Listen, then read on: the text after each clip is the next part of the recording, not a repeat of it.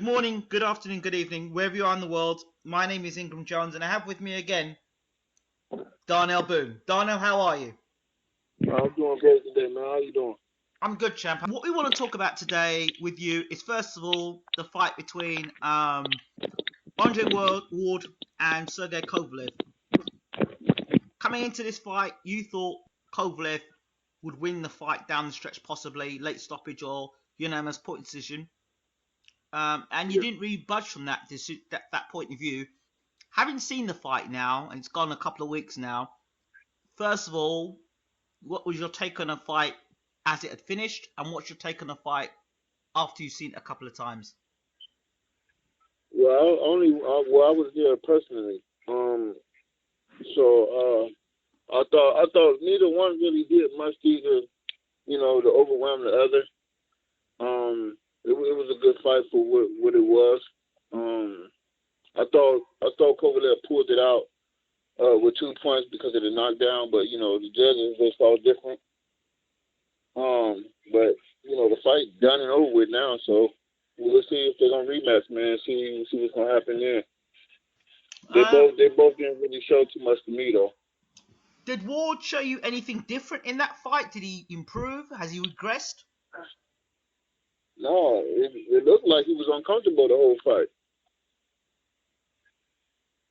And Okay. then, once Sergey slowed down, then he picked up.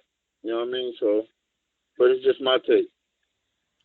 He looked uncomfortable in the first round. He got hit with a jab, and then obviously got dropped in the second. How bad was that knockdown from where you saw things? Well, it looked like it wasn't hard, but it was just something that just landed when he was coming in, and he actually baited him with it. He baited him with the jab, and because it wasn't a basic 1-2. He hit him with the jab, and then he hesitated. Then he hit him with the 2 when he started coming in like he was gonna jump in. Okay. Were you surprised he got up? Nah. I mean, Ward he get up some shots, you know what I mean? But what it did show is that, you know what I'm saying, is his chin questionable because the shot didn't look like it was hard. He got hit with big shots after that knockdown. He seemed to ride the shots well. Right. So, as for Kovalev, why do you think he didn't close the show then, or close the range down and try and make Ward have to fight his way out? I think he played it too safe. I think he was trying to show the people that he could box, and he played it too safe. But he tried to box against a superior boxer. Would that not have been counterproductive? Well, he actually was winning the boxing match. Is when when Ward started wrestling with him, he started trying to wrestle back. That's when he got tired. But if he'd have still been trying to box, when Ward was trying to tie up, and he just tie up and move him out of the way, you know what I mean, so he can keep boxing, he might would have saved a lot of energy. It's not the first time that Kovalev seems to tire down the stretch. We saw it in the Chilimba bout as well. Is that because he's struggling at the weight? Because he looks a big light heavyweight, or is he just got stamina problems? I think it's just he had a problem with probably boxers, people that move a lot. Okay. The same deal was in our first fight. Where the second fight he jumped on me. In the second fight, I mean, he ain't let me really get no momentum. Okay, it's interesting you brought up that first fight because a lot of people don't know what happened in the first fight because that video is nowhere on YouTube. I believe you've got a copy of the fight, but that fight is not on YouTube. And in that fight, there were 3 American judges, I believe, and you were the American, and Kovalev was fighting you then. Right. There was a big fuss afterwards. Oh, Ward had 3 judges, and he was fighting an American fighter. But didn't you drop Kovalev more than one occasion in that fight? Yeah. How many times did you drop him in the fight? 3. Okay. And how long? How many rounds were the fight? Yeah, 8. It was an 8-round Yeah, fight. 8 rounds. Yeah. It was an 8-round fight, and you dropped him 3 times.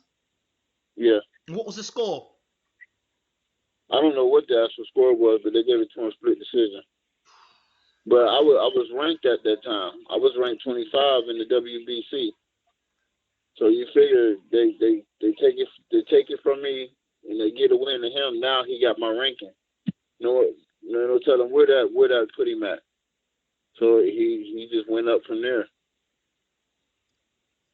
So when you look at that fight, and then you hear Kovalev talk about the scoring and the judges, does your mind not wander back to when you fought him with the 3 judges, and he was able to get a decision, even though he got knocked down 3 times in a fight? Nah, I mean it's done and over with. You know what I mean? I don't really even dwell on none of the fights. It's from now on what I'm gonna do from here. You know, I never dwell on the fights. I never dwell against the loss that I lost to Ward. I never dwell against the loss against Kovalev. You know what I'm saying? I just gave my take on what I've been seeing with both of them. You know what I mean? And I was wrong this time. Well, the judges they picked who they want. You know what I mean? So were you surprised at the decision? I thought well, it was a lot of people that were surprised at the decision. Even folks that was at the fight that was going for Ward. Everybody thought he lost. And actually, me and a guy, he actually friends with Ward's people, and he was like, "Man, they about to rob this Russian man." I said, "Yeah, they about to stiff him." But and when they gave the decision, he was like, "I told you." Why do you think, in your opinion, that they stiffed him, or your mate's opinion, that they stiffed the Russian? I don't know. Yeah, I mean, they got their own agendas, man. But what would the agenda be? Surely the agenda would be that they wanted Ward rid of. I mean, that's what it seemed like. They wanted Ward rid of in the Super 6. They wanted Ward rid of in the in this fight against Kovalev. Like, yes, we got him. Kovalev will get rid of him. I found it. No, I think they might have got tired of Kovalev being champ. They want to bring them belts back to the United States. I don't know. Interesting.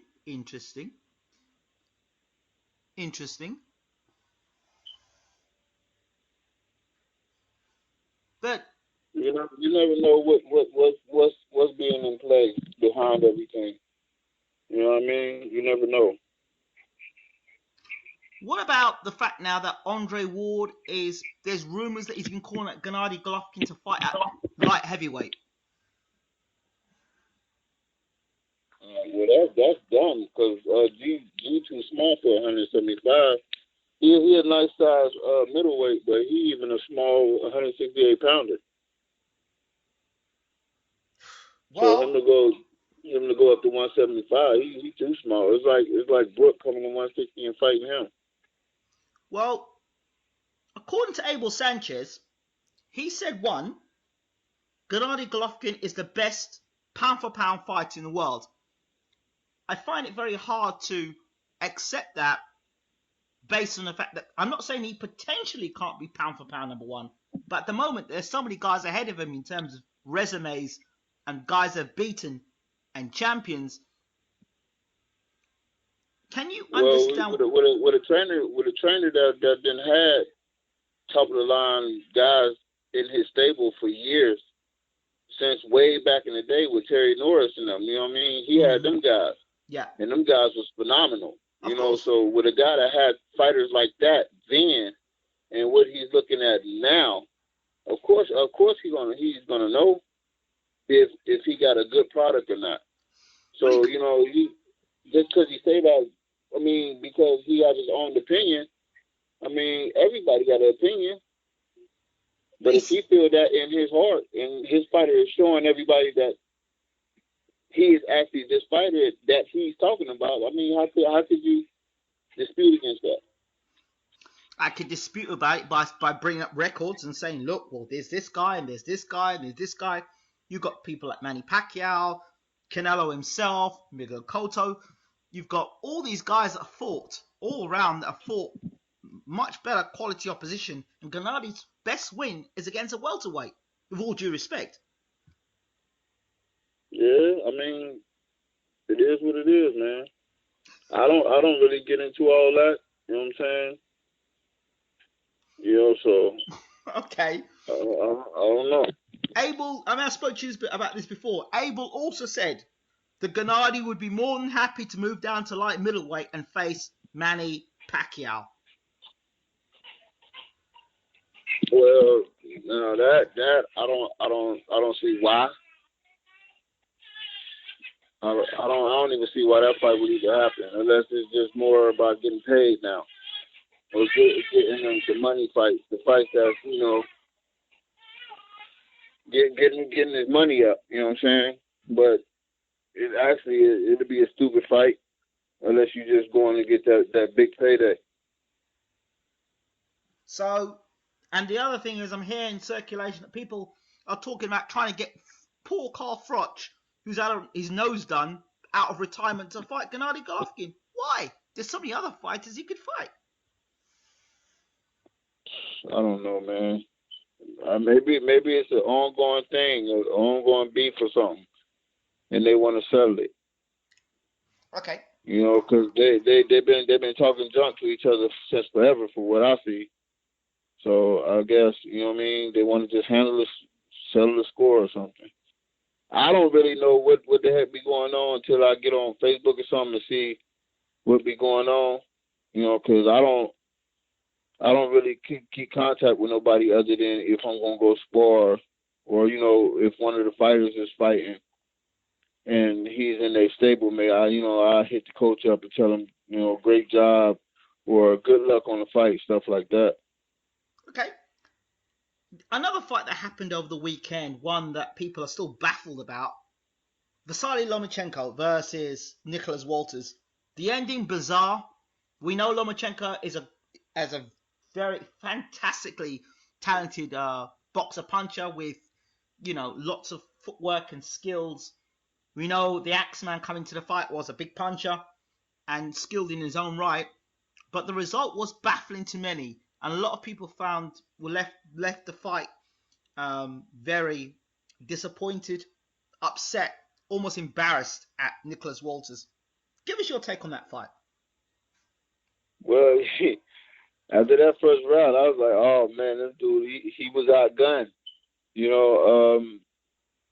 It's some guys, they be having so much confidence they don't actually see what they stepping in there with.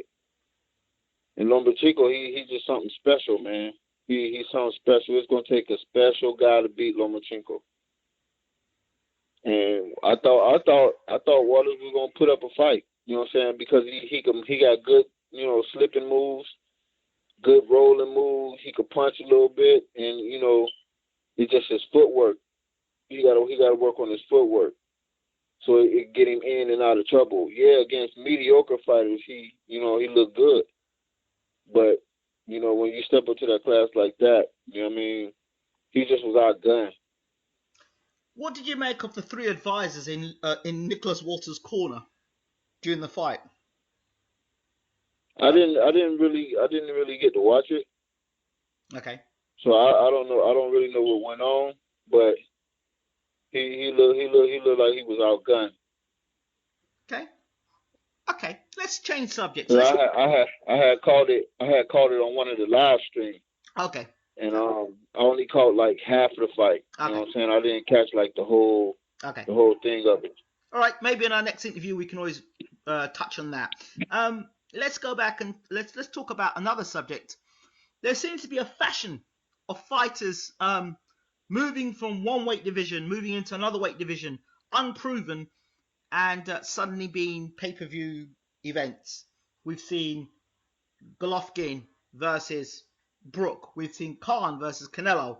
And now it's recently been announced that David Haye, or Tony Bellew, who was once a light heavyweight, boxed as a heavyweight as an amateur, is now moving up to heavyweight to fight David Haye. What are your thoughts on this? Everybody, they done made it a trend. It's all about the money, man. don't nobody really want to be the best no more. Everybody just trying to make a dollar. You know, they took the love of the sport and what the whole sport was about and changed it into something else. Me personally, I don't care how much money out there. I want to fight the best. I still want to be the best. I still want to secure a legacy. I still want people to talk about me when I'm done and gone. I still want to try to make the Hall of Fame. You know what I'm saying? I don't. If it's about the money, I don't want it. But that's just my take on it. But everybody that made it about the money, who can make the most money with doing this or doing that. Do you think the Floyd Mayweather era and him flashing all that cash and making all that money, and good luck to Floyd, he's done a really good job doing what he's done, very smart business investment, and you've got to thank the team behind him that's made Floyd what he is. Do you think that's been one of the sparks to people wanting to make more money? No, it's the handlers of the fighters. Okay. Because, you know, if they can make the fighter more money, of course they're gonna make more money. So why not? If I could put you in this fight and you could beat this guy, make this amount, instead of fighting this dangerous dude and making the same amount, why not fight this mediocre guy where you could knock him out probably 2-3 rounds and get the same amount of money if you fight a guy that was much more dangerous? You see, but to the boxing connoisseur, we've got to change this now. The boxing connoisseur who's seen the game for a long while, who's seen the legends fight. Some have seen legends fight live. Others have been a part of legendary eras. Watching this now, in this era, now, currently, will say, hey, you're trying to take me for a laugh. You're trying to take me for a joke. This guy clearly doesn't want to fight the best fighters in the world. It's obvious. I think now the diehard boxing fans, they're being robbed. They're being robbed of good fight experiences. You know, of why they even start loving the sport anyway. The whole constitution of a fight fan has changed. The promoters now are not interested in the connoisseurs of boxing because they know the connoisseurs in boxing will not accept the mismatches. The fight fans, the boxing fans, the casuals will accept it though. They'll accept a pay-per-view with mismatches and guys moving from different weight categories and guys that are unranked fighting guys that are top 10 guys and saying, oh, they stand a chance. And if they can pull off this upset, it will be a major upset. But the percentages of the upset are, well, 1,000,000 to 1. Right. It's kind of sickening to me, man. It's very sickening for me. You know what I mean? Because I don't know. They're turning it into like the WWE. Yeah, you know what I'm saying? That's it. Where you could just whenever you feel, oh, I don't want to fight him. He's too dangerous. Or I don't want to fight him. He's too tough. I'll go fight this guy over here. You know, where I could take less punishment, less this, less that, and still get more money. I don't understand it. And that's why I don't get the fights that I want. Or if they call me, you calling me out, but then when I tell you, yeah, let's go rumble, then you call back talking about, nah, we ain't gonna take that fight. He's too dangerous. Well, then don't call my phone. Don't even speak my name, because I'm gonna come see what you're talking about. Do you think we'll see Darnell Boone in the UK, Darnell? Man, I would love to come over there, man. We'd love to have you over in the UK. Oh man, I would love to come over there. If I could find one of the promoters over there that would give me fights over there, man, I would come over there anytime, man. The boxing fans look like they're just so diehard over there.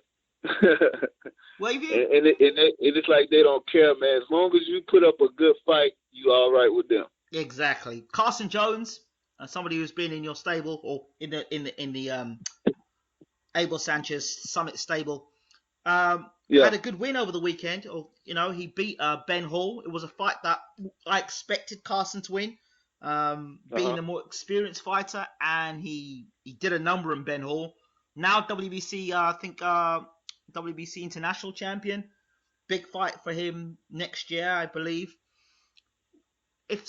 When you look at someone like Carson Jones, who's had 6-8 losses on his record, And he's been able to get himself back into position. The international title now allows you to get into the top 10. All you really need is a fight like that to get you back in the mix, Darnell. How does it work for you now? Well, the way it works for me is don't nobody want to fight me at all. You know what I mean?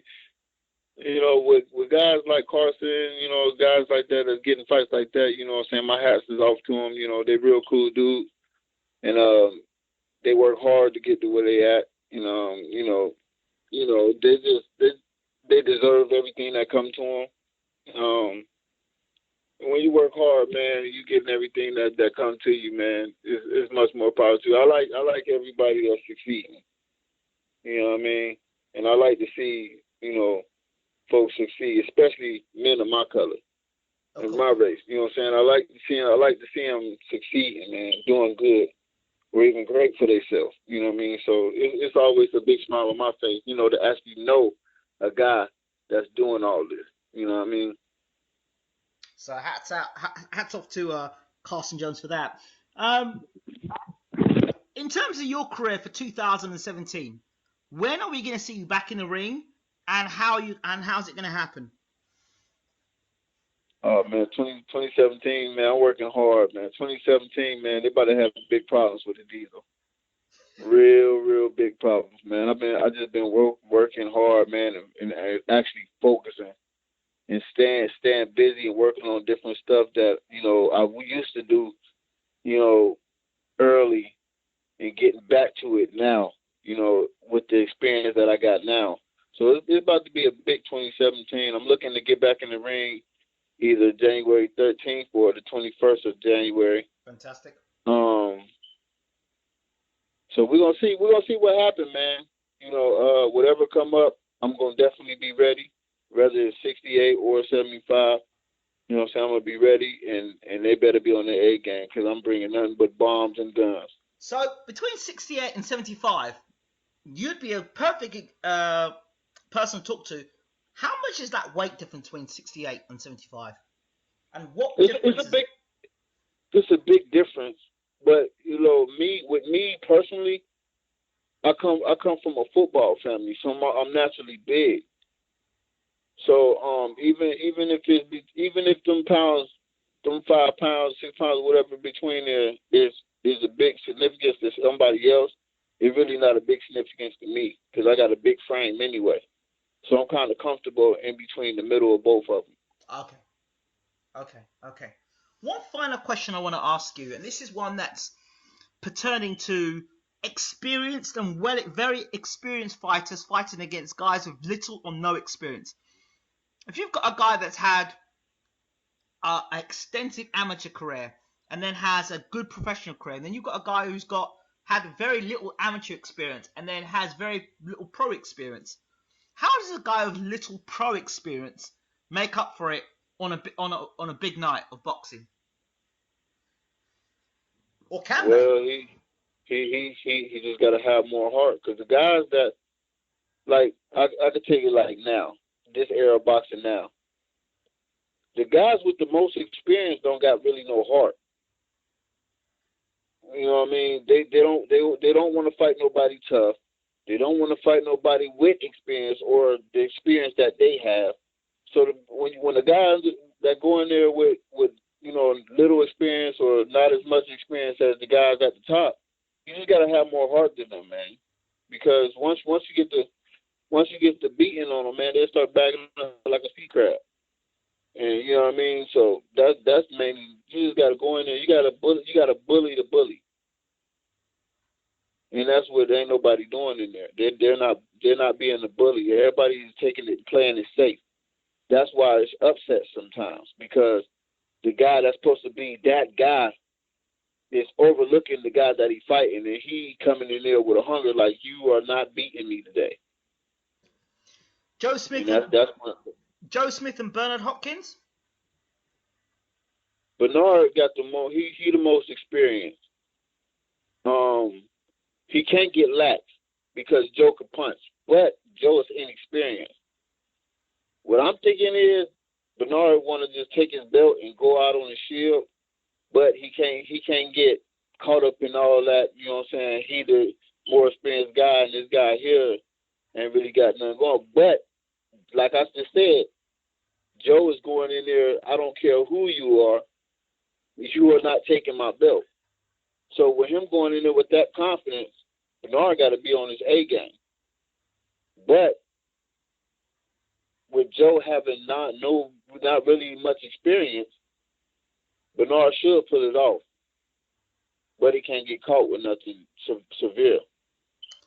As you seen with him and Kovalev.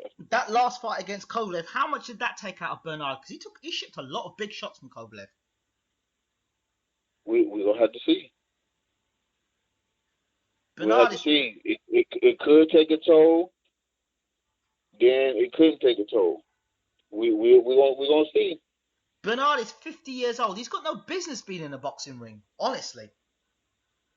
Yeah, but, you know, if his body feeling like it's up to the task, I mean, you can't tell that man he can't do it. You know what I mean? I know. It was like when George Foreman came back and he beat Michael Moore. You know, he was, what, 45? The one thing that George had in his arsenal was he was a huge puncher. That's what kept him going. And he, you know, Hopkins is tough and he's strong, but he's never been a big puncher. Right. But what saved Hopkins is that he was so crafty and tricky. Yep. But we're gonna see when they fight, man, if he can keep up what he was doing, because them tricks and that craftiness didn't work with Kovalev. So we're gonna see if they can work against the younger guy in Joe. Darnell Boone, do you have a message for your boxing fans out there? Yeah, man, just hit me up on Facebook, man. I'm talking to everybody. Just keep supporting, man, and thanks for all the support and love. And just keep watching me. 2017 gonna be the big year, man. And a shout out to your team as well. Yes, sir. You know, I always got to shout out to you, Diesel, man. My coach, James Battle, you know, guys, advisors and stuff that's in the gym, Eli and Coach George. And I got to give a big shout out to my spiritual advisor, Coach Reverend Allen. You know what I mean? So everything going to be everything, man. Darnell Boone, thank you so much again for talking to us. Oh, no doubt. Take care, champ.